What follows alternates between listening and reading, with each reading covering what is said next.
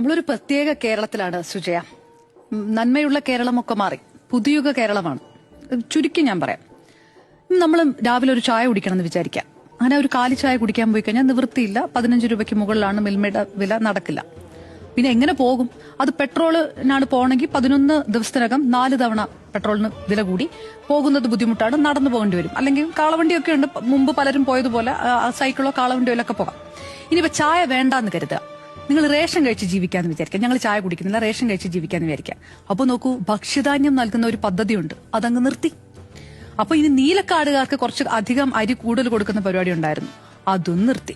അപ്പൊ ഇത് ശരി, എന്താ പിന്നെ റേഷൻ വേണ്ട, ജോലിക്ക് പോയിട്ട് വല്ല ഹോട്ടലിൽ പോയി ഭക്ഷണം കഴിക്കാന്ന് വെച്ചാൽ അതും നടക്കുന്നില്ല. ഹോട്ടൽ വില കൂടി, LPG സിലിണ്ടർ, നമുക്ക് അറിയുന്ന വിഷയങ്ങളൊക്കെ ഒരു വശത്തും.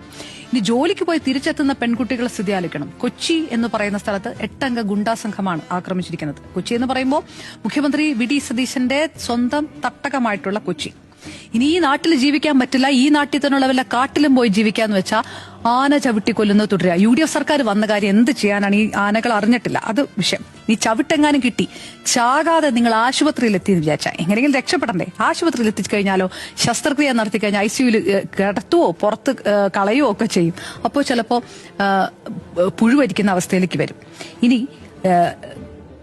ഒരു മധുവിധു കാലമാണ്, ഒരു കൂളിംഗ് പീരീഡ് ആണ് എന്ന് പറഞ്ഞാൽ ഇങ്ങനെയുമുണ്ടോ? ഇങ്ങനെ